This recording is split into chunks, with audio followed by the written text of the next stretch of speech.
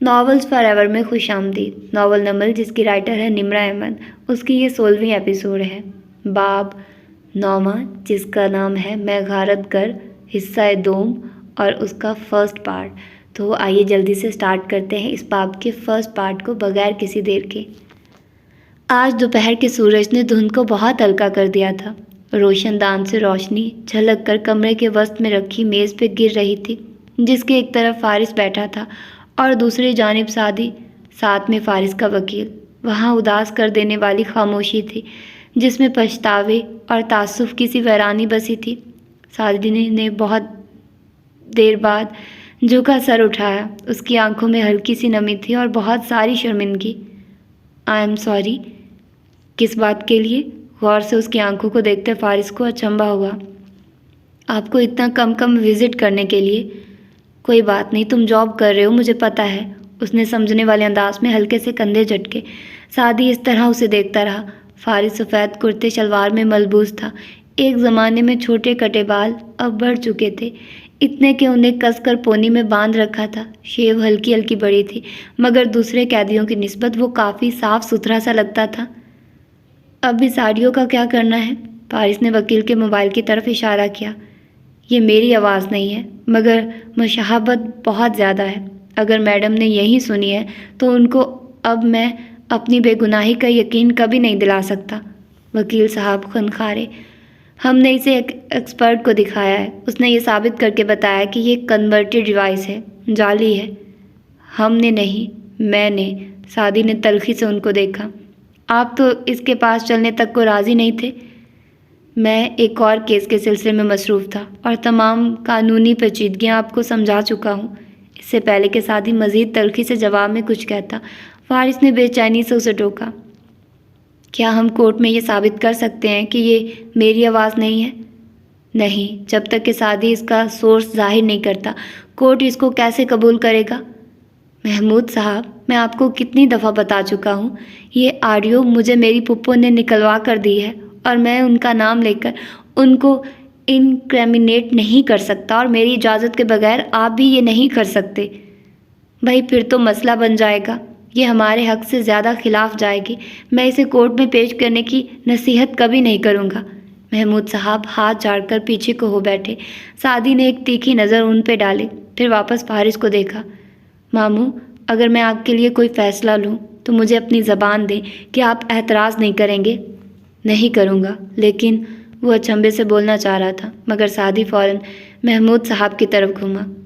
آپ کو میں فارس غازی کے وکیل کے منصب سے ہٹاتا ہوں۔ وہ ایک دم سیدھے ہوئے، حیرت سے اسے اور پھر فارس کو دیکھا۔ آپ کیا کہہ رہے ہیں؟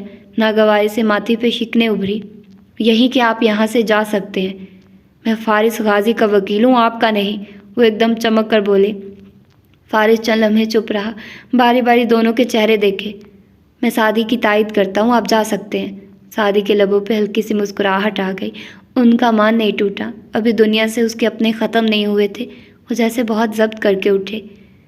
انتہائی بچکانہ رویہ ہے یہ۔ پیشی سے چند دن پہلے آپ وکیل کو فارغ کر رہے ہیں۔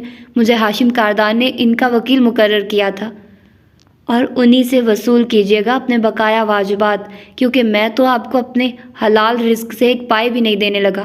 بے نیازی سے انہیں باہر جانے کا راستہ دکھایا۔ وہ اپنی چیزیں سمیٹتے، کوٹ کا بٹن بند کرتے، منہ میں بڑبڑاتے باہر نکل گئے۔ یہ سب کیا تھا؟ فارس غور سے اسے دیکھ رہا تھا۔ کیا؟ سعدی، تم مجھے پریشان کر رہے ہو، وہ فکر مندی سے کہتا آگے ہوا۔ یہ آڈیو سن کر بھی زیادہ ریاکٹ نہیں کیا میں نے، کیونکہ میرے لیے کچھ بھی پریشان کن نہیں ہے سوائے تمہاری شکل کے۔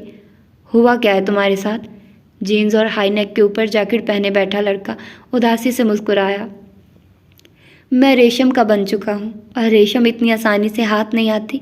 مجھ سے آپ کچھ بھی نہیں اگلوا پائیں گے۔ اس وقت میرا کام آپ کو یہاں سے نکلوانا ہے، اور میں وعدہ کرتا ہوں کہ ایسا کروں گا۔ سوال مت کریے، وہ بتائیے جو میں نے پوچھا تھا۔ اس نے یاد دلایا۔ جن لوگوں پہ آپ کو شک ہے ان کی فہرست بنائی آپ نے؟ ہاں لکھو، وہ بتانے لگا، اور سعدی پین نکال کر لکھنے لگا۔ کولیگز، وہ چند لوگ جن کے خلاف اس نے کیسز تیار کیے تھے۔ وارث کا باس، اور بس؟ ہاشم نے بے چینی سے نظریں اٹھائی۔ ہاشم بھائی کا نام نہیں لکھوایا آپ نے؟ فارس کچھ دیر سوچتا رہا، پھر نفی میں سر ہلایا۔ اس کا تعلق نہیں ہے اس سب سے، مگر آپ نے خود کہا تھا کہ… میں نے 2.5 سال اس بارے میں سوچا ہے، پہلے گرم دماغ سے، پھر ٹھنڈے دل سے، مگر ہاشم کے پاس یہ کرنے کی کوئی وجہ نہیں ہے، اور اس نے میرے لیے بھاگ دوڑ بھی کیا ہے کافی، سو میں بے شک اسے شدید ناپسند کرتا ہوں، مگر اس کو اس سب میں نہیں گھسیٹوں گا، یہ غلط ہے۔ سعدی نے گہری سانس لے کر اس فہرست کو دیکھا اور پھر نفی میں سر ہلایا۔ بھول جائیے اس بات کو، کاغذ مروڑ کر مٹھی میں دبا لیا۔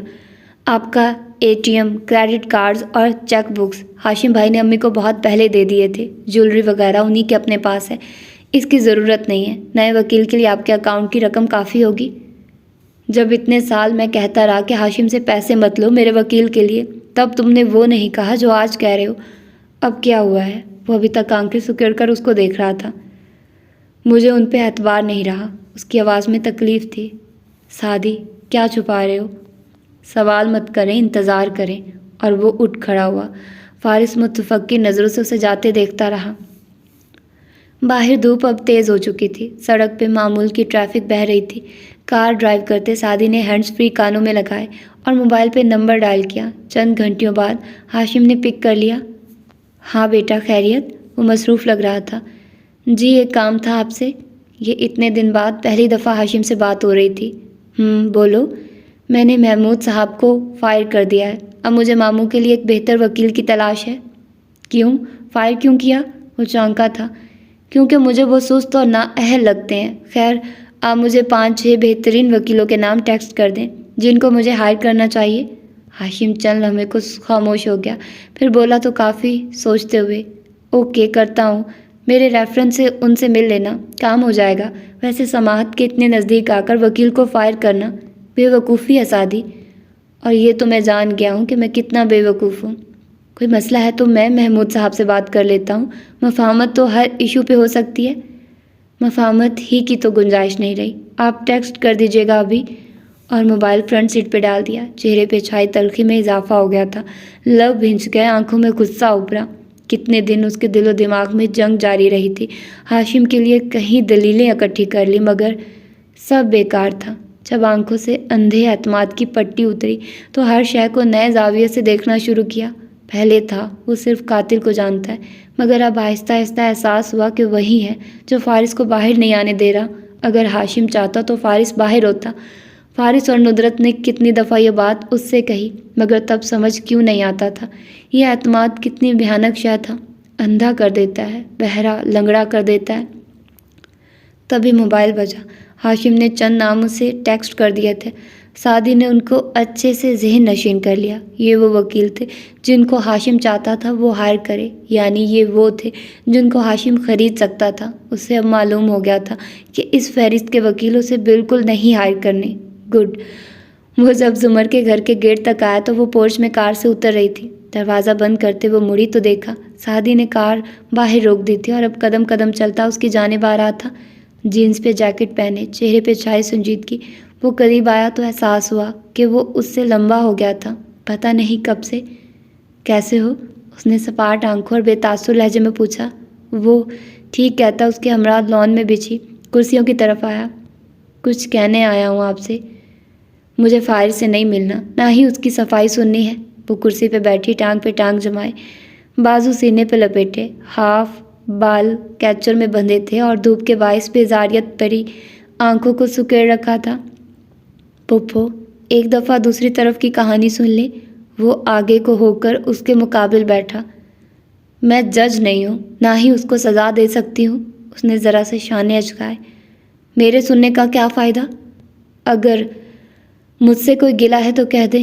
وہ 2.5 سال سے بتانا چاہتا تھا، ایک دفعہ وہ گلہ کر دے، کہہ دے کہ اس سے بدتمیزی سے بات کرنے کے بعد وہ اس سے چھوڑ کر کیوں چلا گیا، سوری کیوں نہیں کہا، اس کے آپریشن کے وقت وہ کہاں تھا، کیوں اس کی ریکوری کے ان تکلیف دہ دنوں میں وہ اس کے پاس نہیں تھا، واپس کیوں نہیں آیا، مگر وہ کہتی ہی نہیں تھی، اب بھی نظر انداز کر گئی۔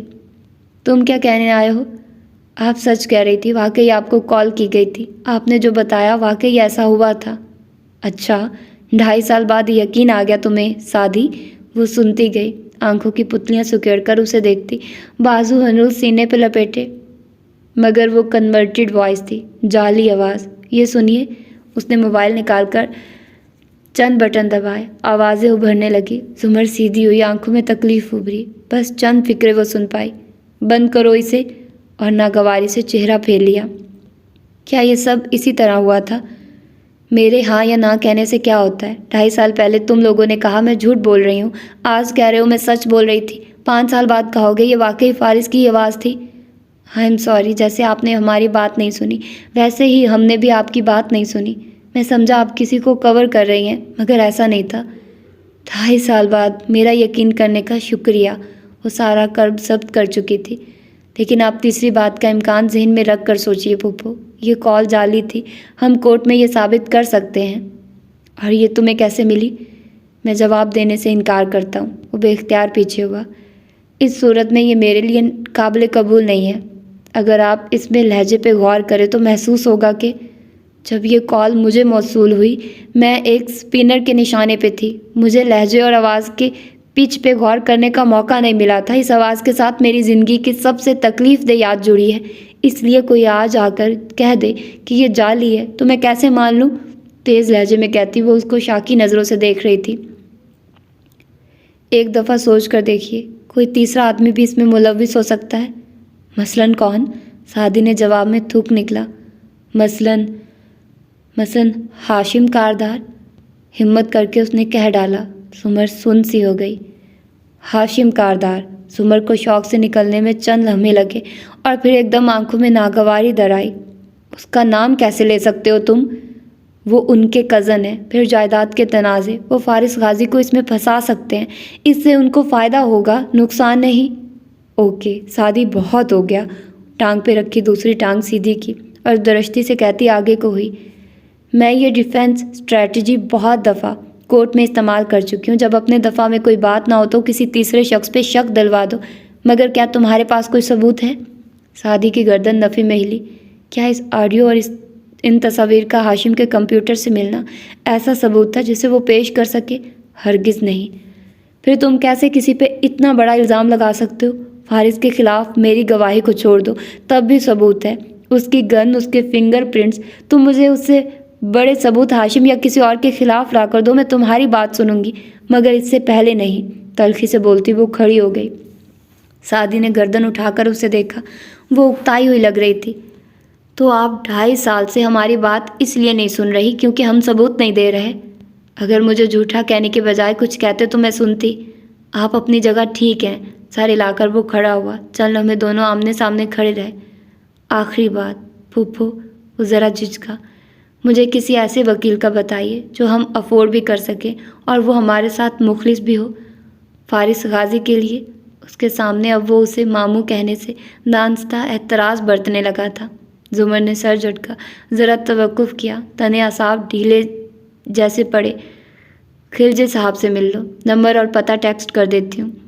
उनके पहले तासुर पे मत जाना, अच्छे वकील हैं। और उसी तरह सीने पे हाथ लपेटे वो मुड़ गई।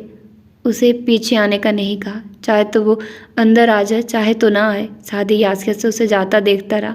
2.5 साल से वो बस उसकी फूफो थी, जुमर नहीं। अगर एक दफ़ा वो शिकवा कर दे तो वो उसे बता देगा, या शायद नहीं बताएगा। बस एक दफ़ा। जो जहर पी चुका हूँ तुम ही ने मुझे दिया। जो जहर पी चुका हूँ तुम ही ने मुझे दिया। अब तुम तो ज़िंदगी की दुआएं मुझे ना दो। छोटे बागीचे वाले घर के लाउंज में फुल आवाज़ के साथ टीवी चल रहा था। नुदरत कबाबों की टिक्कियाँ बनाती बड़ी डिश में रखती जा रही थी। साथ ही सोफे पे पैर ऊपर रखे हनीन मोबाइल पे नंबर मिला रही थी। बार बार कॉल मिलाती, फिर काट देती। बल आखिर अब हिम्मत कर ही ली। दूसरी तरफ घंटी जाती रही। फिर नुदरत ने उसे कहते सुना, क्या मैं अलीसा से बात कर सकती हूँ? वो सर उठाकर उसे देखने लगी। मैं हनीन हूँ, हना, पाकिस्तान से। वो ज़रा हिचकिचाकर कह रही थी। अलीसा मेरी मेल्स का जवाब नहीं दे रही। वो किधर है? दरअसल मुझे उसको किसी का पैगाम देना था। वो अब बहुत ध्यान से दूसरी तरफ की बात सुनने लगी थी। बिल्कुल चुप, खामोश और साकित। फिर बगैर कुछ कहे फ़ोन रख दिया। क्या हुआ? मगर हना ने नहीं सुना, चुप बैठी रही। सादी अंदर आया और सलाम करके माँ के करीब सोफे पे गिर सा गया। वो थका हुआ लग रहा था। फारिस से मिले? वो उम्मीद से पूछने लगी। जी, और फूफो से भी। वो दूर खला में देखता अपनी सोच में गुम था। کیا وہ اب بھی تمہاری بات سننے کو تیار نہیں؟ ان کا قصور نہیں ہے، ان کی جگہ کوئی بھی ہوتا تو یہی کرتا۔ تم سے بھی وہی رویہ ہے؟ چھوڑیے امی۔ وہ چہرے پہ بشاشت واپس لاتے سیدھا ہوا اور ہاتھ بڑھا کر چنے کی دال اور گوشت کے پسے مکسچر کو 3 انگلیوں میں اٹھانا چاہا۔ انہوں نے اس کے ہاتھ پہ چپت رسید کی۔ 1000 دفعہ کہا ہے مت کھایا کرو درمیان سے، بے برکتی ہوتی ہے۔ مگر ندرت کی ڈھیٹ اولاد کو فرق نہیں پڑتا تھا۔ سعدی نے مکسچر منہ میں رکھا اور چباتے ہوئے پھر سے پیچھے ہو کر بیٹھ گیا۔ حنین بدستور سر جھکائے بیٹھی تھی۔ دفعتاً ان کو خیال آیا، سعدی بیٹا، وہ مرکز کے فرنٹ پہ جو بیکری ہے نا، وہ لوگ جگہ خالی کر رہے ہیں، کیوں نہ ہم اس کو کرائے پہ لے کر کوئی کام شروع کر دیں؟ آپ نے ابھی تو اسکول کی جاب ختم کیا اور آپ کی صحت بھی اتنی اچھی نہیں، کیوں خود کو ہلکان کرتی ہیں؟ خرچے بہت ہیں اور تمہاری تنخواہ سے وہ نہیں پورے ہوتے۔ میں آج کل یہی سوچ رہی ہوں، بیکری کی جگہ کافی بڑی ہے، کپڑوں کا بوتیک شروع کرنے کے بارے میں کیا خیال ہے؟ اگر فارغ بیٹھی رہی تو زیادہ بیمار ہو جاؤں گی۔ سعدی نے ایک نظر ان کے ہاتھوں کو دیکھا جو مہارت سے کباب کو شکل دے رہے تھے۔ کچھ یاد کر کے وہ مسکرایا۔ آپ ریسٹورنٹ کھول لیں امی، کسی کو کھانا کھلانے سے پیارا احسان کیا ہوگا بھلا؟ ریسٹورنٹ؟ وہ سوچ میں الجھی۔ مگر پہلے کسی سے مشورہ کر لیجیے گا۔ کس سے کروں؟ کوئی بھی کام شروع کرنے سے پہلے 2 لوگوں سے مشورہ لیتے ہیں امی، ایک وہ جس نے اس کام میں فائدہ اٹھایا ہو اور ایک وہ جس نے اس میں نقصان اٹھایا ہو۔ پھر حنا کو دیکھا جو ابھی تک شل بیٹھی تھی۔ کٹو بیگم، ریسٹورنٹ بننے سے تمہارے تو دن پھر جائیں گے۔ سعدی نے اسے آواز دی۔ اس نے سفید پڑتا چہرہ اٹھایا۔ ہاشم بھائی سے بات ہو تو انہیں بتا دیجیے گا کہ اب علیسا کو ان کے پیسوں کی ضرورت نہیں رہی۔ کچے کباب کا ٹکڑا اس کے حلق میں رہ گیا۔ وہ چونکا۔ کیوں؟ کیا ہوا؟ ان کو جب پیسے چاہیے تھے تب انہوں نے نہیں دیے، مگر اس نے خود ہی حاصل کرنے چاہے۔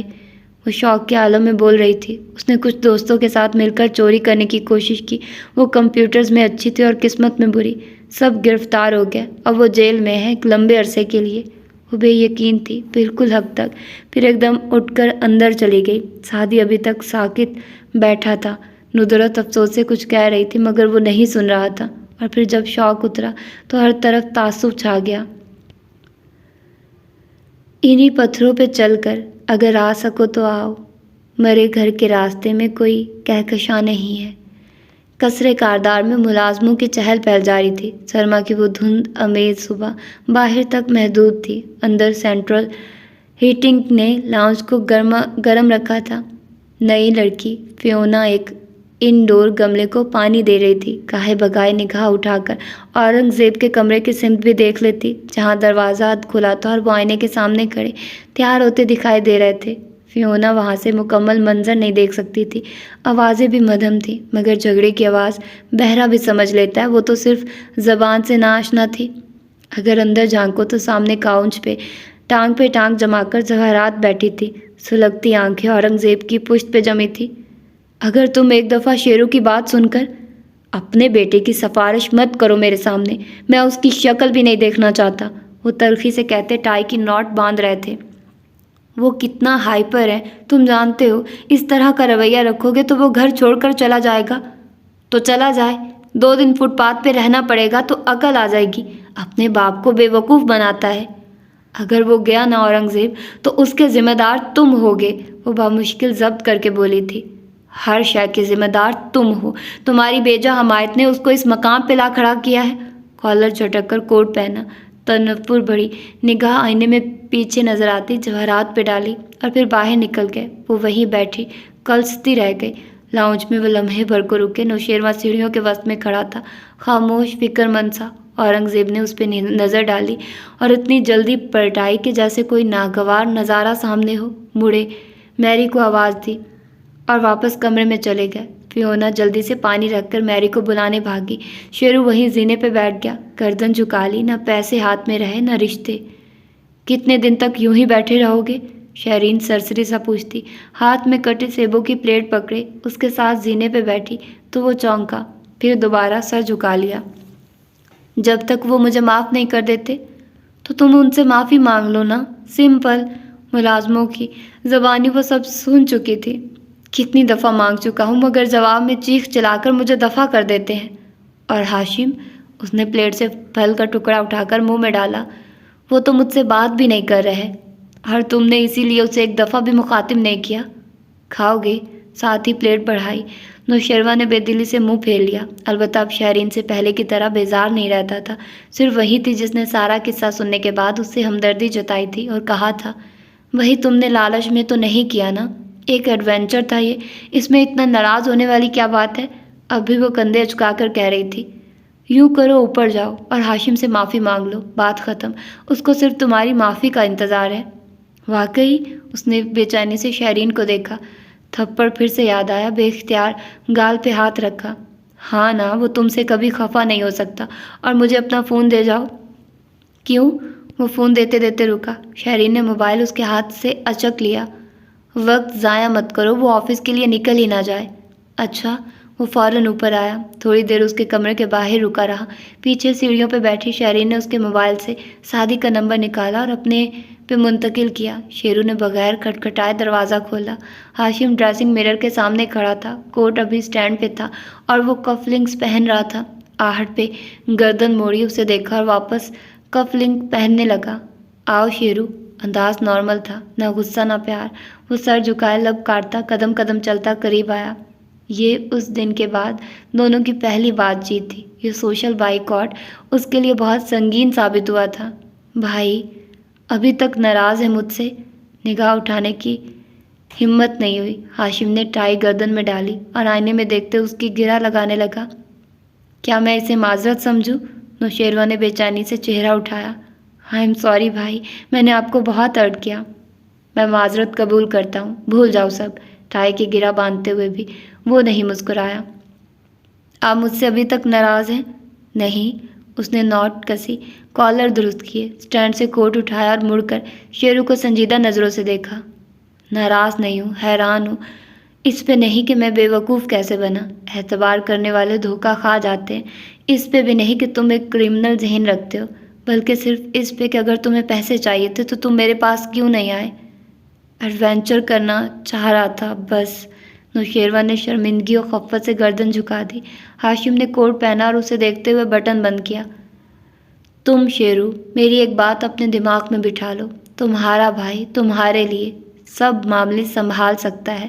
اس کے کندھے پہ سختی سے ہاتھ جمایا تو نوشیروان نے شرمندہ چہرہ اٹھایا۔ تمہیں پیسہ چاہیے، تم میرے پاس آؤ گے۔ تمہیں کوئی لڑکی چاہیے، تم میرے پاس آؤ گے۔ تمہیں کسی کی جان چاہیے، تم میرے پاس آؤ گے، مگر تم خود کچھ نہیں کرو گے، کبھی بھی نہیں۔ سمجھ آیا؟ اس نے اس بات میں گردن ہلائی، پھر قدرے جھجکا۔ وہ جو کہا آپ نے کہ کاش وہ سعدی آپ کا بھائی ہوتا۔ وہ ایک اچھا لڑکا ہے، رشتوں کا پاس کرنا جانتا ہے۔ وہ ہمارا تیسرا بھائی ہوتا تو مجھے خوشی ہوتی، مگر وہ نہیں ہے۔ اورنگزیب کاردار کے 2 ہی بیٹے ہیں، میں اور تم۔ تمہاری نظر میں میری کتنی اہمیت ہے مجھے واقعی نہیں معلوم، مگر میرے لیے تم اور سونیا برابر ہو۔ آپ کو پتہ ہے میں آپ سے کتنی محبت کرتا ہوں، کتنا احترام کرتا ہوں آپ کا۔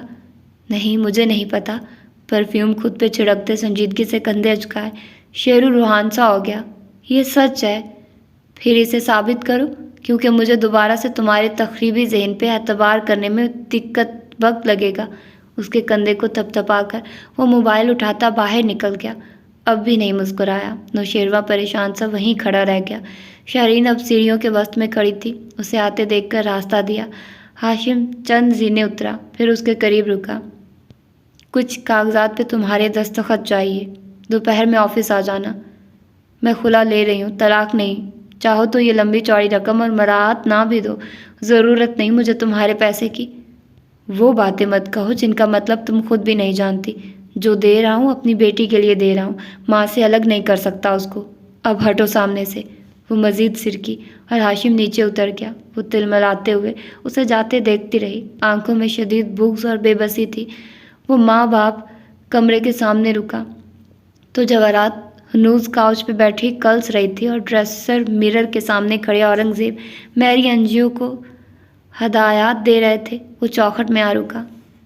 میں علیسا کی فیس پے کر رہا ہوں، کسی کو کوئی اعتراض ہو تب بھی مجھے کچھ کہنے کی زحمت نہ کرے، میرا دماغ آج کل بہت گھوما ہوا ہے۔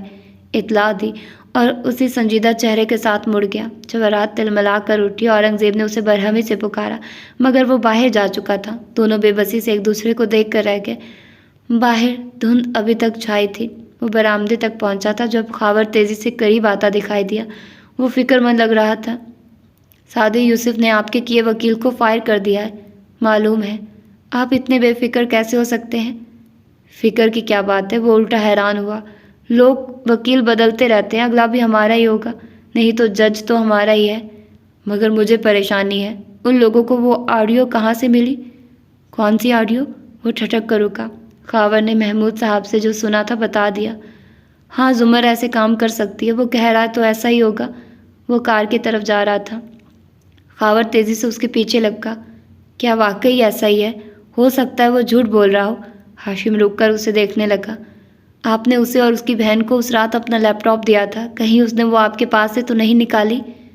ایسا کچھ نہیں ہے۔ وہ بیزار ہوا۔ وہ آڈیو میرے سیف میں ہے، میں نے 2 دن پہلے ہی دیکھی ہے۔ لیپ ٹاپ میں میرے ڈاکومنٹس کا فولڈر لاک ہے۔ وہ دونوں اتنے بھی اسمارٹ نہیں کہ ہر چیز کھول لیں، اور سعدی جھوٹ نہیں بولتا، جو کہہ رہا ہے وہی ہوگا۔ مگر جج ہمارا ہے، پھر کیا مسئلہ ہے؟ سر، آپ کا اوور کانفیڈنس۔ وہ کہتے کہتے رکا۔ ہاشم نے ایک سخت کاردار نظر اس پہ ڈالی اور آگے بڑھ گیا۔ خاور نے بے چینی سے تھوڑی کھجائی۔ بظاہر ہاشم ٹھیک کہہ رہا تھا، مگر پھر بھی اسے یہ لڑکا کچھ گڑبڑ لگ رہا تھا۔ خیر، ہاشم سعدی کو زیادہ بہتر طور پہ جانتا تھا، یقیناً۔ وہ سر جھٹکتا آگے بڑھ گیا۔ ٹوٹے ہوئے مکاں ہیں مگر چاند سے مکین، اس شہر آرزو میں ایک ایسی بھی گلی ہے۔ وہ ایک ابتر سا آفس تھا، فائلوں کے ڈھیر، بے ترتیب کتابوں سے بھرے ریک، اور میز پہ بکھرا اتنا کچھ کہ اس سارے میں کرسی پہ بیٹھا سعدی بے حد بے بسی محسوس کر رہا تھا۔ اس کے مقابل آفس کے مالک کی کرسی پہ موجود ادھیڑ عمر صاحب نیچے جھکے دراز سے کچھ نکال رہے تھے۔ دفتن وہ سیدھے ہوئے، وہ اڑے اڑے کھچڑی بالوں، موٹی اینک اور شریف چہرے والے انسان تھے۔ سعدی کو ان پہ ترس، خود پہ رحم اور زمر پہ غصہ آیا جس نے اسے یہاں بھیجا تھا۔ سیدھے ہوتے ہی انہوں نے کچھ فائلز دھپ سے میز پہ رکھی، نتیجتاً اوپر تلے رکھی سیاہ کتابیں دھڑام سے سعدی کی طرف لڑکی۔ وہ کرنٹ کھا کر پیچھے ہوا۔ ایک موٹی کتاب پیر پہ جا لگی، باقی 2 گھٹنوں پہ۔ آؤچ! لگی تو نہیں؟ انہوں نے ناک پہ اینک دھکیلتے پوچھا۔ بالکل نہیں جی، میں کوئی انسان تھوڑی ہوں۔ وہ جھک کر ان کو سمیٹنے لگا، پھر میز پہ رکھی۔ اسی بے چارگی سے خلجی صاحب کو دیکھا۔ سر، آپ بے شک ابھی اپنے کام کر لیں، میں پھر آ جاؤں گا۔ وہ کرسی کے کنارے پہ آگے کو ہوا، بھاگنے کو تیار۔ نہیں نہیں، میں آپ کی بات سن رہا ہوں۔ انہوں نے دائیں بائیں گردن ہلائی۔ کیس بھی دیکھ لیا تھا میں نے۔ تو پھر آپ یہ کیس لیں گے؟ بے توجہی سے پوچھتے پیچھے کھڑی الماری پہ نظر ڈالی۔ شیشے کے دروازوں کے پیچھے کتابیں اور فائلیں بھری تھی، اوپر تلے عرصے کاغذ، بے ترتیبی سی بے ترتیبی۔ دیکھو بیٹے، فارس غازی جیسے بندے کا دفاع کرنا آسان نہیں۔ خیر ہے، آپ رہنے دیں، میں کہیں اور چلا جاؤں گا۔ وہ شکریہ کہتا جلدی سے اٹھا۔ بس بھاگنے کی دیر تھی، یہ اتنا بھی مروت میں بیٹھ گیا۔ اس آدمی کی تو اینک گم جائے یہ نہ ڈھونڈ سکے، فارس کو کیا خاک رہا کروائے گا؟ مجھے پتہ ہے فارس غازی کا دفاع آپ کے لیے مشکل ہوگا، کیونکہ آپ یہ سمجھ رہے ہیں کہ وہی قاتل ہے، تو نہیں، میرا خیال ہے وہ بے گناہ ہے۔ وہ جو بس مڑنے ہی والا تھا ایک دم ٹھہر کر انہیں دیکھنے لگا۔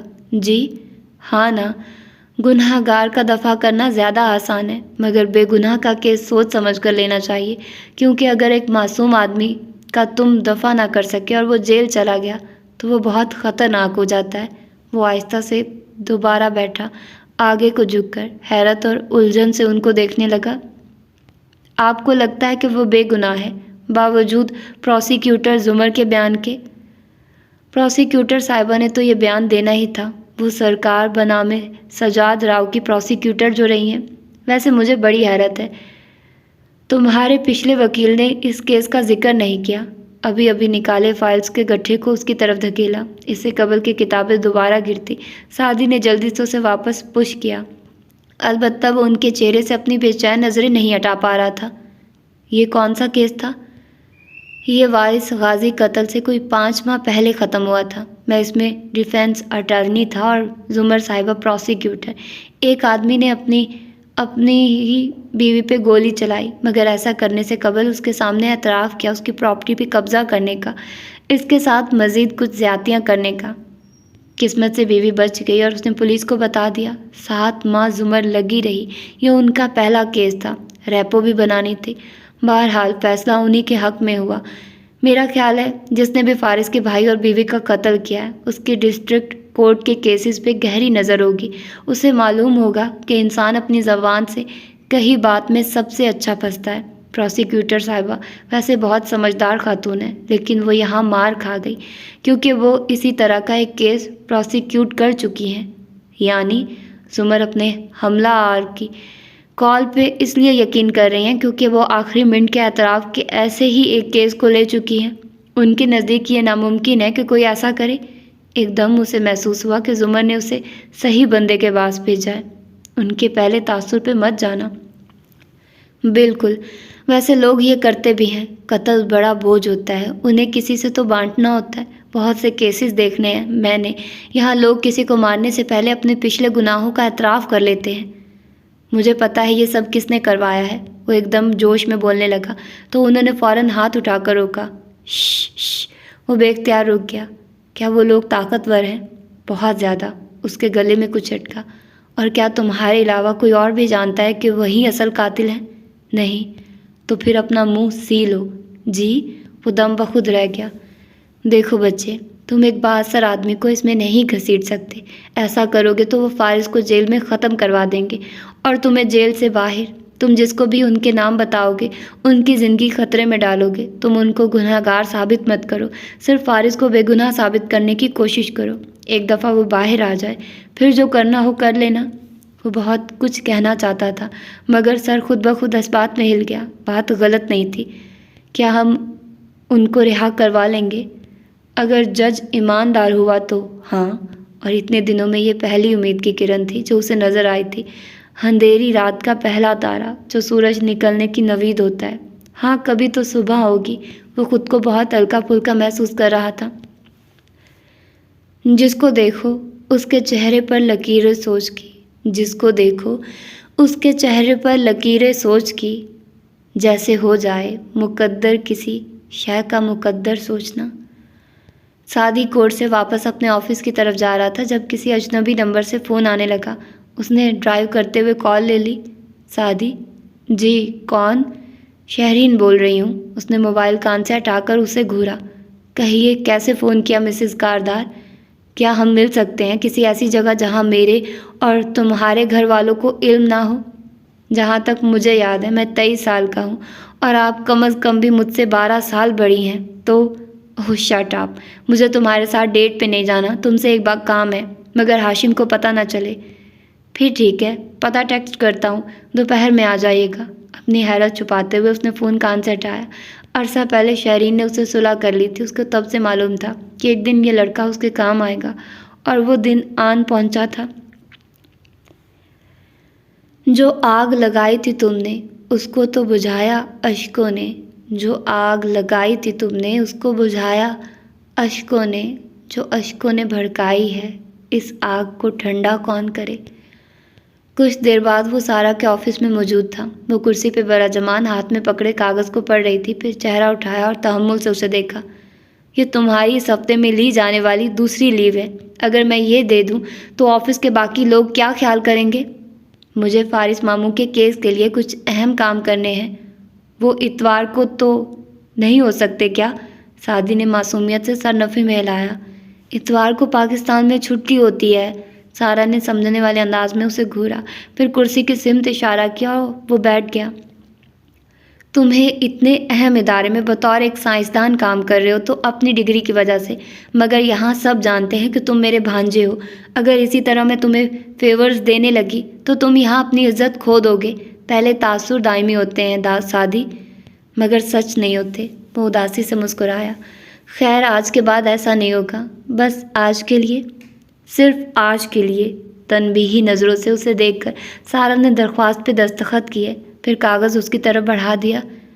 آپ کیسی ہیں؟ بہت دن سے کام کے علاوہ آپ سے کوئی بات نہیں ہو سکی۔ اس نے دیکھا سارا کے چہرے پہ ملال بھری مسکراہٹ بکھر گئی۔ نیلی آنکھوں اور نرم چہرے والی سارا اب بھی پہلے کی طرح لگتی تھی، مگر بس صرف لگتی ہی تھی۔ ایک تکان، اداسی، نا امیدی اس کی آنکھوں میں آ کر ٹھہر سی گئی تھی۔ اللہ کا شکر ہے، میں، امی، بچیاں، ہم سب ایک دوسرے کو سنبھالے ہوئے ہیں۔ ذرا توقف کیا۔ فارس کیسا ہے؟ بے گناہ آدمی قید میں رہ کر کیسا ہو سکتا ہے، بس اور غم و غصے سے نرحال، مگر ہم انہیں جلد رہا کروا لیں گے اور اصل قاتلوں کو سزا دلوائیں گے۔ اس سے کیا ہوگا سعدی؟ وارث واپس تو نہیں آئے گا؟ اور وہ اس کے اسی فکر کا انتظار کر رہا تھا کہ ایڈوکیٹ خلجی سے ملاقات کے بعد اس کو اس سوال کا جواب مل گیا تھا۔ ہم قاتل کو سزا مقتول کو واپس لانے کے لیے نہیں دیتے، بلکہ اس لیے دیتے ہیں تاکہ وہ کسی اور کو قتل نہ کرے۔ قصاص میں زندگی ہوتی ہے، مقتول کی نہیں بلکہ کسی اور کی، آپ کے بچوں کی، فارس غازی کی، یا شاید میری اپنی۔ اب کہ سارا نے آنکھیں سکیڑ کر غور سے اسے دیکھا، کرسی پہ پیچھے کو ہوئی، ہاتھوں میں قلم گھماتے ہوئے کچھ سوچا۔ تمہارا انداز پر اصرار ہوتا جا رہا ہے۔ ایسا کچھ نہیں ہے، اب میں جاؤں؟ اور وہ جلدی سے اٹھ کھڑا ہوا۔ یہ آخری دفعہ ہے سعدی یوسف خان، اس نے درخواست کی طرف خفگی سے اشارہ کیا۔ جی بالکل، اس ہفتے میں آخری دفعہ۔ کاغذ اٹھایا اور تیزی سے باہر نکل گیا۔ سارا نہ چاہتے ہوئے بھی ہنس پڑی اور پھر سر جھٹک کر کمپیوٹر کی طرف متوجہ ہو گئی، اور جس وقت وہ وہاں سے نکل رہا تھا اسی شہر میں کہیں میل دور ہاشم اپنے آفس میں موجود فون پہ کہہ رہا تھا، کیسی ہو بچے؟ تمہارا پھر سے شکریہ۔ اپنے لاؤنج میں صوفے کے ساتھ کھڑی لینڈ لائن فون کا ریسیور کان سے لگائے ہنا اداسی سے مسکرائی۔ اٹس اوکے ہاشم بھائی، ویسے شیرو بھائی نے وہ ویڈیو شوٹ کہاں کی تھی؟ اس کا ایک کاٹیج ہے ایوبیا میں، وہیں پہ۔ خیر، فارس کا کیس کیسا جا رہا ہے؟ اس آڈیو سے کوئی فرق پڑا یا نہیں؟ بھائی کہہ تو رہا تھا کہ فرق پڑے گا۔ ویسے وہ کہاں سے ملی آڈیو؟ بظاہر سرسری سا پوچھا۔ زمر پھپھو نے نکلوا کر دی تھی، مگر یہ بات آپ کو کسی کو بتائیے گا نہیں، یہ فیملی سیکرٹ ہے، اس نے مدھم سا کہا۔ وہی جو بھائی نے بتایا تھا، زمر پھپھو کو بھی نہیں بتائیے گا کہ میں نے بتایا ہے؟ یہ بھی کوئی کہنے کی بات ہے کیا؟ وہ الٹا حیران ہوا۔ اس یقین دہانی پہ وہ مسکرا دی۔ ہاشم بھائی، آپ بہت اچھے ہیں۔ معلوم نہیں، خیر تمہیں ایک کام کہا تھا۔ حنین کی مسکراہٹ سمٹتی گئی، آنکھوں میں گہرا کرب چھانے لگا۔ علیسا کو، اور جو سنا تھا بتاتی گئی۔ وہ دوسری جانب بالکل خاموشی سے سنتا گیا، یہاں تک کہ حنین کو لگا وہ وہاں موجود ہی نہیں ہے۔ ہاشم بھائی کچھ تو بولیے۔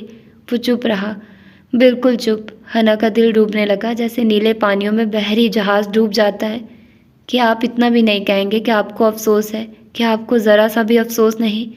اس کی آواز بھرا گئی، مگر ہاشم نے فون رکھ دیا۔ اس دن کے بعد سے وہ حنا کے لیے ایفل ٹاور بن گیا۔ گو کہ اس نے چند منٹ انتظار کیا کہ وہ کال بیک کرے گا، مگر نہیں، کوئی کال نہیں آئی۔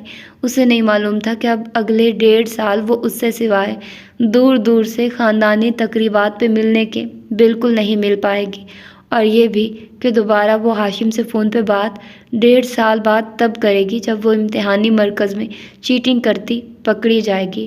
اگر ہم سب کاہن نجومی ہوتے تو زندگی کا سارا تھرل ہی ختم ہو جاتا۔ خود کو بڑھا چڑھا کے بتاتے ہیں یار لوگ، خود کو بڑھا چڑھا کے بتاتے ہیں یار لوگ، حالانکہ اس سے فرق تو پڑتا نہیں کوئی۔ چھوٹے باغیچے والے گھر سے قدرے فاصلے پہ مین روڈ پہ موجود وہ شاپ اس وقت رینوویشن کے مرحلے سے گزر رہی تھی۔ اندر مستری مزدور لگے تھے، پینٹ کی مہک، لکڑی اور سیمنٹ کا جا بجا بکھراوا، چیزوں کی اٹھک پٹک۔ ندرت شاپ کو چھوٹا سا ریسٹورانٹ بنانے کی تیاریوں پہ نگرانی کر رہی تھی، ساتھ ہی گاہے بگائے کونے میں رکھی میز کی جانب بھی دیکھ لیتی، جو 8.5 سال بعد ریسٹورانٹ کے مرکزی سٹنگ ایریا میں شامل تھی، جہاں سعدی کے ساتھ ہاشم کی بیوی بیٹھی تھی اور وہ خاموشی سے اس کو سن رہا تھا۔ ندرت اس طرف نہیں گئی تھی۔ سعدی نے بتایا تھا کہ فارس کے کیس کے سلسلے میں اسے شہرین سے کوئی کام تھا، تفصیل کو رہنے دے، اور ندرت نے پھر پوچھا نہیں۔ شہرین ہاتھ باہم پھنسائے، وقفے سے شانے چٹک کر اور ابرو اچکا کر مدھم بول رہی تھی، مجھے نہیں معلوم تھا آپ ہاشم بھائی سے اتنی عاجز ہیں۔ اتنی دیر سے بتا رہی ہوں کس طرح وہ مجھ پہ ٹارچر کرتا ہے، شک کرتا ہے، مارتا ہے، اب بھی تمہیں لگتا ہے کہ مجھے عاجز نہیں آنا چاہیے؟ ناگواری سے چٹک کر بولی۔ سعدی نے ہلکے سے شانے اچکائے۔ تو اب کیا آپ ان سے انتقام لینا چاہتی ہیں؟ وہ بھی لوں گی، اپنے اوپر کیے گئے ایک ایک ظلم کا حساب لوں گی، لیکن ابھی میں کسی اور کام کے لیے آئی ہوں۔ میں ہاشم بھائی کا دوست ہوں، ان کے خلاف آپ میری مدد لیں گی؟ اتنا اعتبار کیسے ہے مجھ پر؟ میرے تمام آپشنز میں تم سب سے زیادہ بھروسے کے قابل لگے مجھے۔ کسی پروفیشنل کو ہائر کیا تو وہ ہاشم کو بتا دے گا یا مجھے بلیک میل کرے گا۔ سو اس کا مطلب ہے آپ سے کچھ غلط ہوا ہے۔ اس نے جوس کا گھونٹ بھرتے ہوئے غور سے شہرین کو دیکھا، اس کا رنگ بدلا۔ ہرگز نہیں، یہ تو ایک مسئلہ ہے جس میں مجھے ہاشم پھنسا سکتا ہے۔ اب تک تو تمہیں اندازہ ہونا چاہیے کہ وہ مجھے ذلیل کرنے کے لیے کسی حد تک جا سکتا ہے، اور اندازہ تو سعدی کو ہو رہا تھا۔ اس نے پہلے اتنی لمبی رام کہانی صرف اس لیے سنائی تاکہ جو وہ آگے بتانے جا رہی ہے اس میں وہ خود بے قصور لگے۔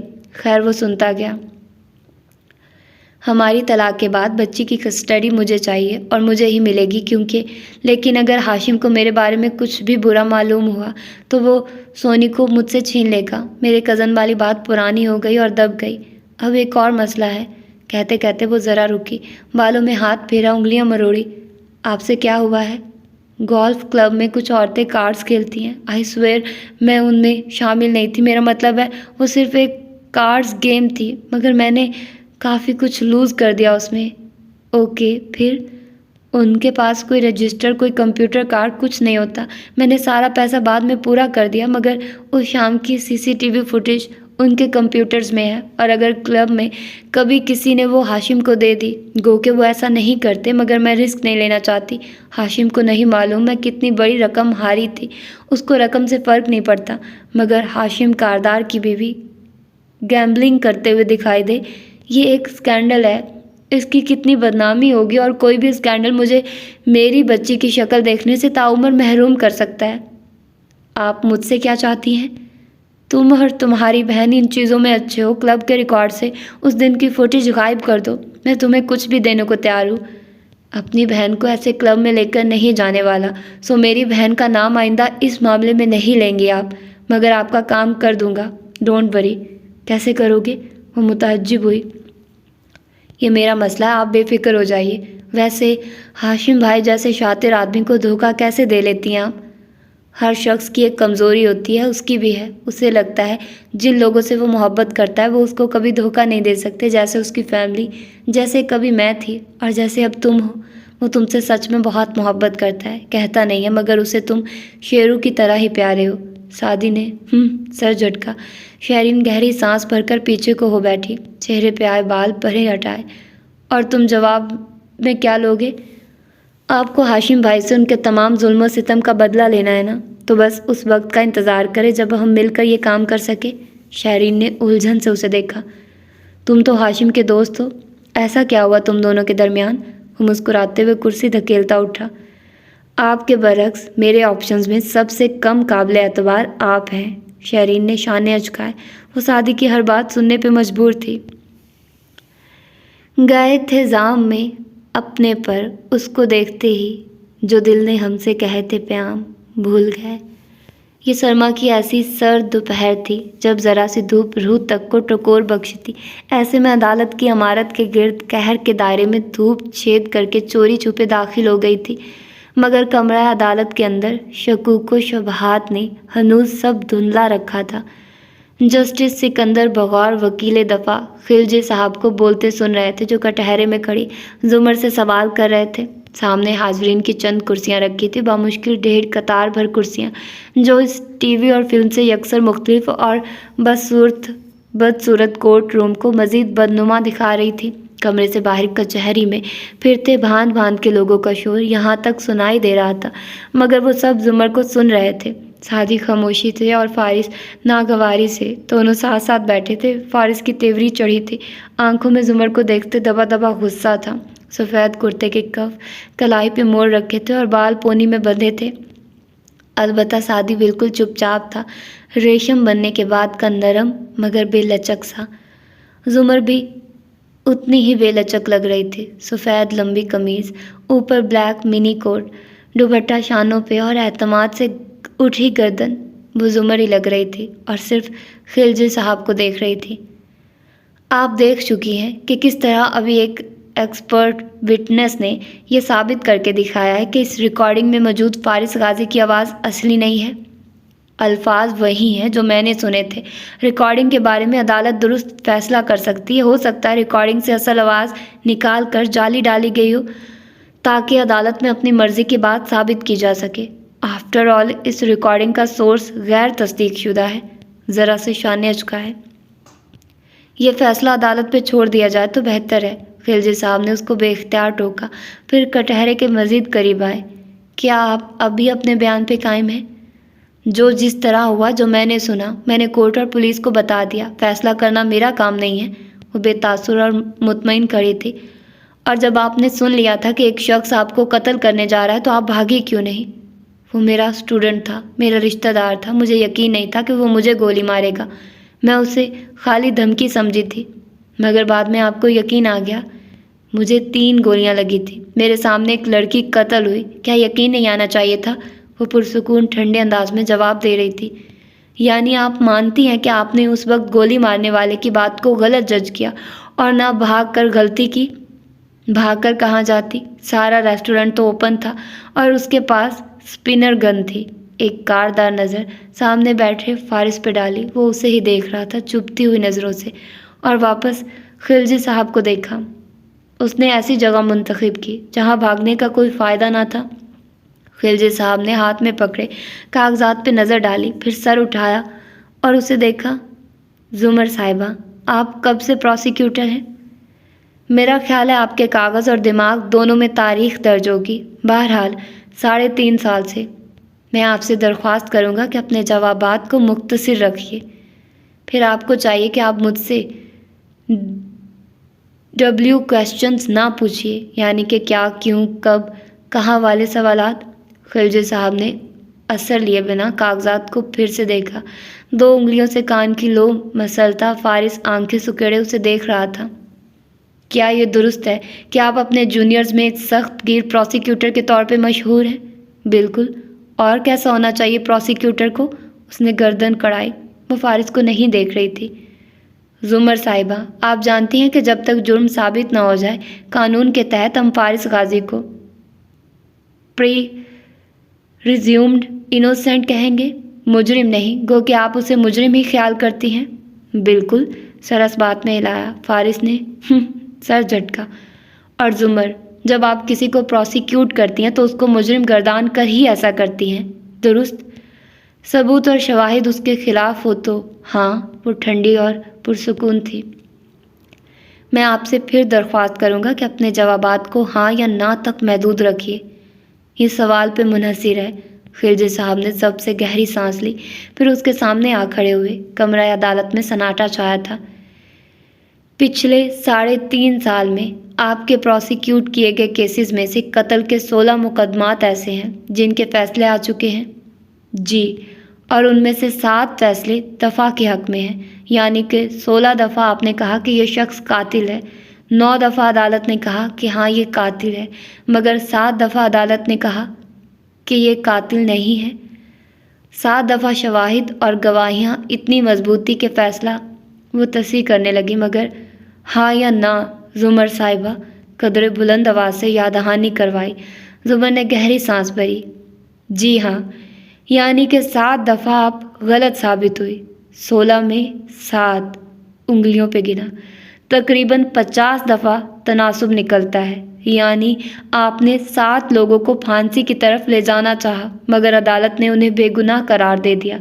इस तनासुब से आप जितने लोगों को कसूरवार ठहराती हैं उनमें से आधे तो बेगुनाह निकलते हैं। जुमर के अबरू तन गए और फारिस के तने आसाब ढीले हुए। हम सब जानते हैं कि आप अल्फाज के हेर फेर से काम ले रहे हैं, वरना ऐसे नहीं होता। वो चटक कर बोली। सादी अपने जूतों को देख रहा था। फारिस ने बेचैनी से पहलू बदला, नागवारे से खिलजी साहब को देखा। जुमर साहिबा, क्या ये दुरुस्त नहीं? आप प्रोसिक्यूशन ऑफिस में बैठकर दफ़ा की जानिब से कान बिल्कुल बंद कर लेती हैं और एक दफ़ा किसी को मुजरिम गर्दान लेती हैं तो ये साबित करने के लिए आखिरी हद तक जाती हैं। मैं बग़ैर वजह या सबूत के किसी को मुजरिम नहीं गर्दानती। चबा चबा कर सुलगती आंखों से उन्हें देखकर बोली। सामने खड़े खिलजी साहब ने इस बात में सर हिलाया, फिर अपने हाथ में पकड़े कागज़ देखे। کیا یہ درست ہے کہ وارث غازی قتل سے چند روز قبل آپ نے ایک موک ٹرائل میں حصہ لیا تھا، سرکار بنام ہیری پوٹر؟ اور زمر نے بری طرح چونک کر سامنے بیٹھے سعدی کو دیکھا۔ اس نے گردن مزید جھکا دی۔ زمر کی آنکھوں میں بے یقینی، صدمہ، دھچکا، ہر شے ابھری تھی۔ جی ہاں۔ وہ دوبارہ خلجی صاحب کی جانب مڑی تو جیسے ڈھیروں غصے کو ضبط کر رہی تھی۔ اس میں آپ نے ہیری پوٹر کو سیڈرک ڈگوری کا قاتل ثابت کروایا، کیا یہ درست ہے؟ وہ ایک موک ٹرائل تھا۔ گلابی بڑھتی آنکھوں سے وہ گہرائی تھی، مگر وہ اثر لیے بنا کاغذات کو پڑھ رہے تھے، جبکہ ہیری پوٹر کے چوتھے حصے میں درج اس واقعے کی تفصیل کے مطابق ہیری قاتل نہیں تھا، وہ ایک موک ٹرائل تھا۔ سختی سے کٹہرے کا جنگلہ پکڑے وہ ضبط کرنے کی کوشش کر رہی تھی۔ زمر، میرا آخری سوال۔ کاغذ سے چہرہ اٹھا کر انہوں نے سادگی سے پوچھا، کیا ہیری کو پروسیکیوٹ کرنے سے قبل آپ نے وہ چوتھا حصہ پڑھا تھا؟ وہ ایک موک ٹرائل تھا خلجی صاحب، اس کی آواز کانپی۔ اس چوتھے حصے کے مطابق ہیری بے گناہ تھا یا گناہ گار؟ اور فارس بے چینی سے سعدی کی طرف جھکا۔ وکیل کو منع کرو، اس کے ساتھ یوں نہ کرے، وہ ایک عورت ہے۔ سعدی نے نگاہیں اٹھا کر اسے دیکھا۔ اتنی ہمدردی تھی تو گولی کیوں ماری؟ فارس نے جواباً غصے سے اسے گھورا۔ کیا نہیں ماری تھی؟ تو اگر کوئی یہ ثابت کرنے کی کوشش کر رہا ہے تو کرنے دے۔ وہ پھر سے قدموں میں دیکھنے لگا۔ وہ تمہاری پھپھو ہیں، اس نے گویا ملامت کی، اور مجھ سے زیادہ مضبوط ہیں، سہ لیں گی۔ اور خلجی صاحب کہہ رہے تھے، میں آپ سے ایک سادہ سی بات پوچھ رہا ہوں، ہیری پوٹر کی چوتھی کتاب کے تحت ہیری پوٹر جس کو آپ نے سزا دلوائی تھی، گناہ گار تھا یا بے گناہ؟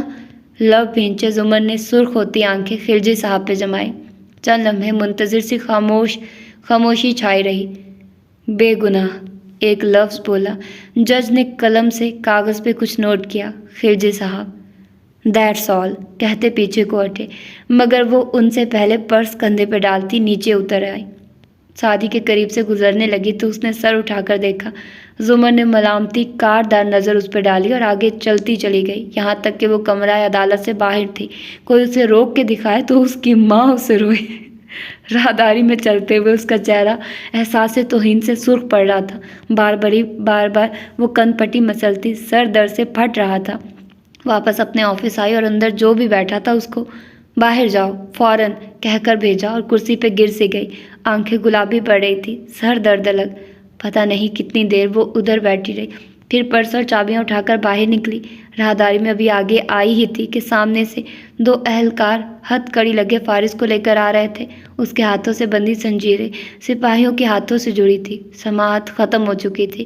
اسے قریب آتا دیکھ کر وہ رکا، گردن ترچھی کر کے سپاہی کو دیکھا۔ نظر اسلام، تمہاری بیوی کا نام رخسانہ ہے، 4 بچے ہیں تمہارے، سیٹلائٹ ٹاؤن کے پاس گھر ہے تمہارا۔ اگر تم نے مجھے پروسیکیوٹر سے بات کرنے سے روکا تو یاد رکھنا، جس دن چھوٹوں گا سب سے پہلے تمہارے گھر جاؤں گا۔ ایک کاردار نظر اہلکار پہ ڈالی جو بے بسی سے خشک لبوں پہ زبان پھیر کر رہ گیا۔ وہ چلتی ہوئی قریب آ رہی تھی، اسے دیکھا تو رخ پھیر کر نکلنے لگی۔ مگر آپ نے کہا آپ میرے ساتھ کھڑی ہوں گی، میری وکیل بنیں گی۔ زمر رکی، چونک کر اسے دیکھا۔ وہ وسط راہداری میں ہتھ کڑیوں میں کھڑا بہت ضبط سے اسے دیکھتے کہہ رہا تھا، اس ریکارڈنگ میں آپ نے کہا آپ میرا ساتھ دیں گی، حالانکہ آپ کو بتایا جا رہا تھا کہ میں نے وارث کو مارا ہے۔ وہ چند قدم مزید قریب آیا، دونوں اہلکار ساتھ کھنچے آئے۔ راہداری میں سے گزرتے لوگ رک کر دیکھنے لگے۔ زمر لب بھینچے کھڑی اسے دیکھتی رہی۔ اس کا دل زور زور سے دھڑک رہا تھا اور سانس تیز ہو رہی تھی۔ وہ 2 قدم مزید آگے آیا، انہی غصے بھری آنکھوں سے اسے دیکھتے بولا، بھائی کو مارا تو خیر تھی، بات سننے کو تیار تھی آپ، مگر آپ کو مارا تو اصول بدل گئے۔ ہاں؟ وہ چپتی ہوئی نظروں سے اسے دیکھے گئی، پہلو میں گرے ہاتھ سے پرس کو زور سے بھینچا، ضبط تھا۔ آپ نے کہا، ادھر کٹہرے میں، ہتھ کڑی والے ہاتھ سے کمرہ عدالت کی طرف اشارہ کیا، میری جگہ کوئی بھی ہوتا تو یہی کرتا۔ سچ کہا، مگر آپ کوئی نہیں تھی، آپ زمر تھی۔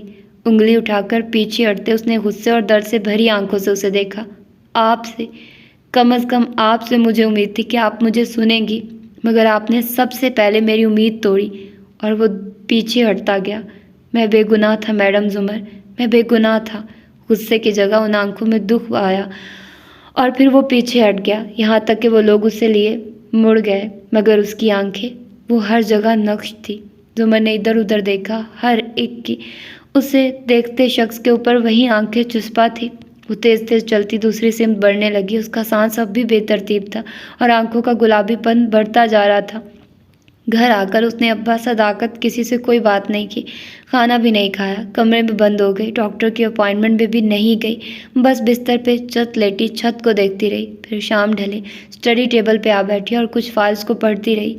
رات دیر تک اس کے کمرے کا یہی منظر رہا، کب سر فائل پہ رکھے وہ سو گئی اسے پتہ بھی نہیں چلا۔ کیا گزرتی ہے بھری دنیا میں تنہا شخص پر، کیا گزرتی ہے بھری دنیا میں تنہا شخص پر، ایک لمحے کے لیے خود سے بچھڑ کر سوچنا۔ رات کا دوسرا پہر تھا شاید جب اس کی آنکھ کھلی، وہ ایک دم اٹھ بیٹھی۔ کمرے میں اندھیرا تھا، لیمپ جانے کب بجھ گیا، شاید بجلی چلی گئی تھی۔ وہ بال لپیٹتی اٹھی، بتی جلائی، یو پی ایس نے کمرہ روشن کر دیا۔ وہ قدم قدم چلتی شیلف تک آ کر رکی، وہاں سیاہ جلد والی موٹی موٹی قانون کی کتابیں رکھی تھی۔ زمر نے ہاتھ اٹھا کر ان کو چھوا، آنکھوں میں کرب ابھرا، پھر وہ مزید دائیں جانب آئی۔ یہاں الماری تھی، اس نے پٹ کھولا، جوتوں والے خانے میں ایک ڈبہ رکھا تھا جس میں چند ایک تراشی اور کاغذ پڑے تھے۔ یہ 2.5 سال قبل اس نے جمع کیے تھے، پھر چھوڑ دیے۔ یہ تکلیف دیتے تھے اور وہ تکلیف سے بچنا چاہتی تھی، پھر بھی بچ نہیں پاتی تھی، مگر جو تکلیف حد تک ذلت آج اٹھانی پڑی تھی بھری عدالت میں۔ اس نے ڈبے کو چھوئے بنا الماری بند کر دی اور باہر نکل آئی۔ گھر ویران، اندھیر پڑا تھا اور سرد بھی۔ وہ باہر لان میں آ گئی، برآمدے کے اسٹیپ پہ بیٹھی، ایک گال گھٹنوں پہ رکھے، دور گھاس اور پودوں کو تکتی، خاموش بیٹھی رہی۔ لمحے چپ چاپ کٹتے رہے، پھسلتے رہے، یہاں تک کہ فجر اترنے لگی۔ تب زمر اٹھی اور لان کے کنارے تک آئی، یہاں پودوں کو پانی دینے کے لیے ٹونٹی لگی تھی۔ اس نے وہیں کھولی، ٹھنڈے یخ پانی سے وضو کیا اور وہیں گھاس پہ کھڑے نماز کی نیت باندھ لی۔ آخری سجدے کے بعد اتحیاتو پڑھ لیا اور سلام پھیرا تو دعا کے لیے ہاتھ اٹھائے، مگر پھر گرا دیے۔ چپ چاپ سجدے کی جگہ کے گھاس کو دیکھتی رہی، اس پہ انگلی پھیرتی رہی۔ سخت سردی میں بغیر سویٹر کے وہ کتنی ہی دیر وہاں بیٹھی رہی۔ وہ رات اس حوالاتی کوٹری میں بھی آنکھوں میں کٹی گئی تھی، وہ ذرا سا کونا جہاں برآمدے کی بتی کی مدھم روشنی گرتی تھی۔ آج فارس ادھر نہیں لیٹا تھا، وہ دوسری دیوار کے ساتھ بیٹھا تھا، اکڑو سر دیوار سے ٹکرائے، آنکھوں کی پتلیاں سکیڑے دور سلاخوں کے پار دیکھتا رہا۔ باہر فجر ابھی تک تازہ تھی، پہرے دار ٹہل رہے تھے، باتیں کر رہے تھے، چند ایک کوٹریوں میں سے آوازیں بھی سنائی دے رہی تھی۔ احمد جمائے لیتا، آنکھیں مسلتا اٹھ بیٹھا، پھر ادھر ادھر دیکھا۔ غازی بھائی، ادھر کیوں بیٹھے ہو، سوئے نہیں کیا؟ وہ باہر دیکھتا رہا، یقیناً وہ کچھ سوچ رہا تھا۔ احمد لبوں پہ ہاتھ رکھ کر جمائی روکتا سیدھا ہو کر بیٹھا، فارس اس سے چند قدم ہی دور تھا۔ کیا بات ہے، نماز نہیں پڑھی؟ پڑھ لی۔ اس نماز کا کیا فائدہ جس کے آخر میں کوئی دعا ہی نہ مانگی جائے؟ 4 سجدے کیے اور اٹھ گیا، پھر وہ خود ہی ہنسا، مگر جب فارس نے کہکے کا جواب نہیں دیا تو وہ چپ ہو گیا۔ برے حالوں میں لگ رہے ہو آپ۔ وہ آنکھیں جھپکا کر غور سے اسے دیکھنے لگا، پھر قریب کھسک آیا۔ کیا سوچ رہے ہو؟ اپنے پرزن رائٹس کے بارے میں؟ خلاف معمول فارس بیزار نہیں ہوا، ہلکی سی نفی میں گردن ہلائی۔ پھر کیا، چڑیل کے بارے میں؟ کل کورٹ میں پیش ہوئی تھی نا؟ فارس نے اس بات میں سر ہلایا۔ آپ نے بتایا ہی نہیں کل سے کہ کیا ہوا؟ کیا اس نے وہی کہا جو پہلے کہہ چکی تھی یا کچھ نیا تھا اس میں؟ سب پرانا تھا۔ تو اتنے اپسٹ کیوں ہو؟ عدالت نے 9 مہینے بعد کی تاریخ دی ہے، تکلیف سے کہتے اس نے گردن پھیر کر احمد کو دیکھا جس کے لب اوہ میں سکڑے۔ 9 مہینے سٹیپنی، 9 مہینے میں ایک پیشی کا انتظار نہیں کر سکتا۔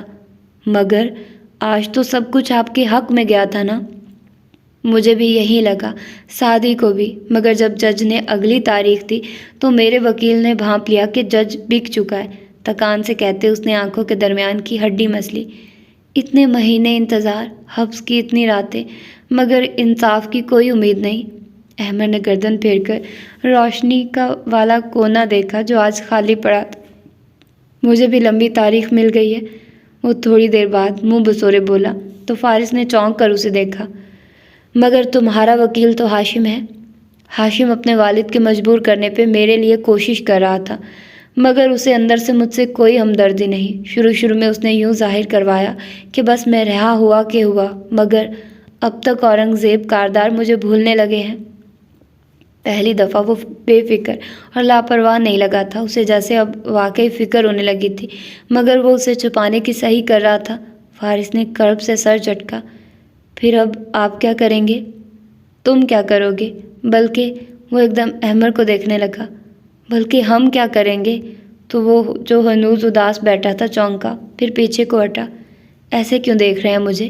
مشکوک انداز میں اسے گھورا۔ فارس کچھ کہے بنا اس کو دیکھتا رہا۔ نہیں، بالکل نہیں۔ احمد نے جلدی سے ہاتھ اٹھا دیے۔ میں وہ نہیں کرنے والا جو آپ سوچ رہے ہیں۔ میرے پاس ایک پلان ہے اسٹیفنی، اگر تم سننا چاہو تو۔ بالکل بھی نہیں، ہم ایسا کچھ نہیں کریں گے، عدالت پہ یقین رکھیے۔ بس، بگڑ کر کہتا وہ پرے لیٹ گیا۔ فارس اسے دیکھ رہا تھا، اس نے گھبرا کے کروٹ بھی بدل لی۔ باہر فجر میں ایک ویران صبح کی روشنی گھلتی گئی۔ واجب القتل اس نے ٹھہرایا۔ آیتوں میں، روایتوں سے مجھے۔ جسٹس مکرم کے چیمبرز میں خاموشی چھائی تھی۔ ہیٹر نے ماحول کو گرم اور خنک کر رکھا تھا۔ زمر سامنے سر جھکائے بیٹھی تھی اور وہ اپنی کرسی پہ برجمان اینک کے پیچھے سے اسے دیکھ رہے تھے۔ مجھے پروسیکیوشن آفس سے استعفیٰ دے دینا چاہیے۔ بہت دیر بعد اس نے سر اٹھایا تو آنکھوں میں تکان تھی۔ گنگریالی لٹیں دونوں طرف سے گالوں کو چھو رہی تھی۔ انہوں نے فکر مندی سے اسے دیکھا۔ تمہارے ذہن میں کیا چل رہا ہے زمر؟ یہی کہ میں ایک اچھی پروسیکیوٹر نہیں ہوں، میرے خیالات فکسڈ ہو چکے ہیں اور میں تصویر کا دوسرا رخ دیکھنا چھوڑ چکی ہوں۔ وہ یاسیت بھری آنکھیں ان پہ جمائے بدقت ایک ایک لفظ ادا کر پائی۔ جسٹس مکرم نے مایوسی سے نفی میں سر ہلایا۔ سب سے برے مریض ڈاکٹر ہوتے ہیں اور سب سے برے گواہ خود وکیل بنتے ہیں۔ تم نے یہ ثابت کر دیا۔ پھر قدرے آگے کو جھکے۔ مجھے بلکہ پوری کچہری کو معلوم ہے کہ کل تمہارے ساتھ کیا ہوا۔ دفاعی وکیل گواہ کو ڈسکریڈٹ کرنے کے لیے ہر قسم کا ہتھ کنڈا استعمال کرتے ہیں۔ مجھے امید نہیں تھی کہ تم اس وکیل کی بات دل پہ لے لو گی۔ وہ میرے راستے میں آیا اور اس نے میری آنکھوں میں دیکھ کر کہا کہ وہ بے گناہ ہے۔ وہ چونکے۔ کون؟ فارس، وہ کہہ کر چپ ہو گئی۔ چند ثانیے کو چیمبرز میں سناٹا چھا گیا۔ کیا اس نے یہ پہلی دفعہ تم سے کہا؟ میں 2.5 برس تک اس سے ملنے سے انکار کرتی رہی، اس لیے نہیں کہ مجھے تکلیف ہوتی ہے، اس لیے بھی نہیں کہ کوئی مجھے ثبوت کیوں نہیں لا کر دیتا۔ یہ وہ بہانے تھے جو میں بناتی تھی، صرف اس لیے کہ مجھے معلوم تھا اگر وہ میرے سامنے آیا اور کہا کہ وہ شرمندہ ہے تو میں اسے معاف کر دوں گی۔ مگر کل وہ سامنے آیا تو کہا کہ وہ بے گناہ ہے، اور میں نے سن بھی لیا اور کیا مان بھی لیا۔ اس بات پہ زمر نے ٹھنڈی سانس بھری اور گردن جھکا کر اپنے ناخن کھرچنے لگی۔ میں کنفیوزڈ ہو گئی ہوں، جیسا کہ دفاعی وکیلوں کی خواہش ہوتی ہے، اگر کنونس نہ کر سکو تو کنفیوز کر دو۔ وہ قدرے ناراض نظر آنے لگے۔ زمر نے نفی میں گردن ہلائی۔ شاید وہ ٹھیک ہے، میں اپنے غم، بیماری اور ٹراما میں خود غرض ہو گئی ہوں۔ میں نے دوسری طرف کی کہانی سننا چھوڑ دی ہے۔ مجھے اس کی بات سننی چاہیے تھی، وہ قاتل تھا یا نہیں، مجھے اس سے ملنا چاہیے تھا۔ تمہاری جگہ کوئی دوسرا بھی ہوتا تو یہی کرتا، مگر میں کوئی دوسری عورت نہیں تھی، میں زمر تھی۔ مجھے اپنے جذبات ایک طرف رکھنے چاہیے تھے۔ انہوں نے جواباً اکتا کر ناک سے مکھی اڑائی۔ یہ کتابی باتیں ہیں، کوئی بھی انسان اتنا غیر جانبدار نہیں ہو سکتا۔ اگر ایسا ہوتا تو ہمارے دوست بکلا ہم ججوں کے سامنے پیش ہونے سے یہ کہہ کر معذرت نہ کر دیتے کہ یہاں کانفلکٹ آف انٹرسٹ آ گیا ہے۔ وکیلوں کے بھی جذبات ہوتے ہیں۔ اور بطور ایک جج آپ کو کیا لگتا ہے سرکار بنام فارس غازی میں مجرم کون ہے؟ وہ بالکل خالی نظروں سے ان کو دیکھتی پوچھ رہی تھی۔ جتنا میں نے اس کیس کے بارے میں سن رکھا ہے، میرا خیال ہے فارس غازی مجرم ہے۔ اینک کے بازو کا کنارہ دانتوں میں دبائے وہ کندھے اچکا کر بولے، کیونکہ ثبوت اس کے خلاف ہے، مگر قانون تو یہ کہتا ہے کہ عدالت کا فیصلہ آنے تک ملزم کو مجرم نہ کہا جائے بلکہ اسے پریزیومڈ انوسینٹ سمجھا جائے۔ وہ بہت تکلیف میں بول رہی تھی۔ یہ درست ہے، اور قانون یہ بھی کہتا ہے کہ اگر ایک طرف ملزم کے خلاف شواہد کا پہاڑ ہو مگر دوسری جانب اتنا ذرا سا انگوٹھا رنگشتے شہادت قریب کر کے بتایا، اتنا ذرا سا بھی شک ہو، ریزنیبل ڈاؤٹ ہو، تو ہمیں ملزم کو بری کر دینا چاہیے، کیونکہ 100 گناہ گاروں کو بری کر دینا ایک معصوم کو سزا دینے سے بہتر ہے۔ اور پھر وہ خاموش ہو گئی۔ چند لمحے اسی سناٹے میں پھسل گئے۔ میں نے اس کی آنکھوں میں دیکھا اور وہ جھوٹ نہیں بول رہا تھا سر، اینک کا ہینڈل چباتے ہوئے انہوں نے ہنکارا بھرا۔ تو تمہیں کیا ڈر ہے؟ اگر میری وجہ سے ایک بے گناہ آدمی کو سزا ہوئی تو میں زندگی میں کبھی دوبارہ لا نہیں پریکٹس کر سکوں گی۔ جسٹس مکرم آگے کو ہوئے، سوچتے ہوئے اینک کے کنارے سے میز پہ نادیدہ لکیریں کھینچی۔ تو پھر کیا وہ بے گناہ ہے؟ میرے پاس بہت کچھ ہے جو اس کو مجرم ثابت کر سکتا ہے میری نظروں میں، مگر ان کے پاس ریزنیبل ڈاؤٹ ہے، اور اگر میں ان دونوں کو ان پلڑوں میں رکھوں، میز پہ رکھے ڈیکوریشن ترازو کی سمت اشارہ کیا، تو رتی بھر شک کا پلڑا ہمیشہ جھک جائے گا۔ شک کیا ہے؟ وہ آواز جو میں نے سنی وہ جعلی تھی، یہ میرے لیے ماننا بہت مشکل ہے، آپ کے لیے بھی ہوگا، لیکن وہ بے چینی سے آگے کو ہوئی۔ اب 2 باتیں ہیں، اول قاتل فارس ہی تھا اور یہ آڈیو رد بدل کے بعد پیش کی گئی ہے، اسی لیے وہ لوگ اس کا سورس نہیں بتا رہے۔ دوم، ایک دوسری سانس لی، آڈیو اصلی ہے، وہ فارس نہیں تھا، وہ ایک جعلی آواز تھی۔ تمہارا دل کیا کہتا ہے؟ دل سے آخری فتویٰ لیا جاتا ہے، پہلا نہیں۔ مجھے معلوم ہے کہ وہی مجرم ہے، اسی نے کیا ہے یہ سب، لیکن اور یہیں آ کر اس کا پورا وجود کرب میں مبتلا ہو جاتا۔ تمہارے دل میں شک آ گیا ہے، زمر نے اس بات میں سر ہلایا، اور تم نے اس کا حل یہ سوچا کہ تم فرار ہو جاؤ استعفیٰ دے کر۔ میں فرار نہیں ہو رہی، میں شاید اس کرسی کی مستحق نہیں ہوں، شاید پروسیکیوشن کی کرسی پہ بیٹھ کر میں دوسرا رخ دیکھنا چھوڑ چکی ہوں۔ جب عدالت میں اس وکیل نے یہ کہا کہ تمہارے اتنے کیسز کے فیصلے تمہارے خلاف آئے ہیں تو تم نے اسے سچ کیوں نہیں بتایا؟ اور سچ کیا تھا؟ وہ اداسی سے مسکرائی۔ یہ کہ ان کیسز میں ملزم بری اس لیے ہوئے تھے کہ کبھی گواہ ڈر گئے یا بک گئے، کبھی جج ہمت نہ کر سکے، کبھی ثبوت نہیں تھے، کبھی شک کا فائدہ دیا گیا۔ میں روز کتنے ہی ایسے کیسز میں لوگوں کو بری کرتا ہوں جہاں مجھے معلوم ہوتا ہے کہ یہ ملزم مجرم ہے، مگر میرے سامنے اتنے ثبوت ہی پیش نہیں کیے جاتے جو ان کو جیل میں روک سکے۔ پروسیکیوٹر کا کام حقائق اور شواہد سامنے لانا ہوتا ہے، اور تم ایک بہترین پروسیکیوٹر ہو زمر۔ پھر گہری سانس لے کر پیچھے ہوئے۔ رہا فارس غازی کا کیس تو اس کے خلاف اتنے ثبوت ہیں کہ تم نہ گواہی دیتی تب بھی وہ جیل میں ہوتا۔ پھر بھی اگر تمہیں لگتا ہے کہ اس کے بے گناہ ہونے کا ذرا سا بھی چانس ہے تو تم اپنی گواہی واپس لے لو اور جا کر ایک دفعہ اس کی بات سن لو۔ اگر وہ کہے کہ وہ بے گناہ ہے تو یقین مت کرنا، کیونکہ سب ملزم یہی کہتے ہیں، لیکن اگر اس کے علاوہ کوئی اور بات کہے تو دھیان سے سن لینا۔ زبر نے اس بات میں سر ہلایا اور اٹھ کھڑی ہوئی۔ تھینک یو سر، میں بہتر محسوس کر رہی ہوں، میں اپنی گواہی واپس لے لوں گی۔ گو کہ مجھے ابھی تک خود پہ یقین ہے، مگر اس کیس سے الگ ہونے کے لیے میں یہ ضرور کروں گی۔ کہتے ہوئے وہ پہلی دفعہ قدر سکون سے مسکرائی۔ وہ واقعی بہتر محسوس کر رہی تھی۔ اور یہ تھی اس کی آج کی ایپیسوڈ۔ ہوپ سو کہ آپ لوگوں کو پسند آئی ہوگی۔ تھوڑی سی کھٹ پٹ چل رہی ہے کہانی میں، بٹ سمجھ نہیں آ رہی ہیں کچھ باتیں ایز اے ریڈر، اور وہ چیزیں ہمیں سمجھ آ جائیں گی۔ ہمیں تو پتہ ہے نا کہ فارس بیچارے نے نہیں قتل کیا، لیکن اب اس کو کیسے کیا جائے گا؟ ظاہر سی بات ہے، اب وکیل کا وہ جو ہمیں پتہ ہی ہے کہ اس نے کیا کیا ہے، وہ سارا کام ہمیں پتہ چلے گا، شادی کس طرح سے کرے گا۔ تو اب یہ سارا ماضی آہستہ آہستہ پرت در پرت کھل رہا ہے ہم پر، اور شکر ہے۔ میں تو انتظار کر رہی ہوں کہ کب یہ ماضی ختم ہوگا، کب جان چھوٹے گی۔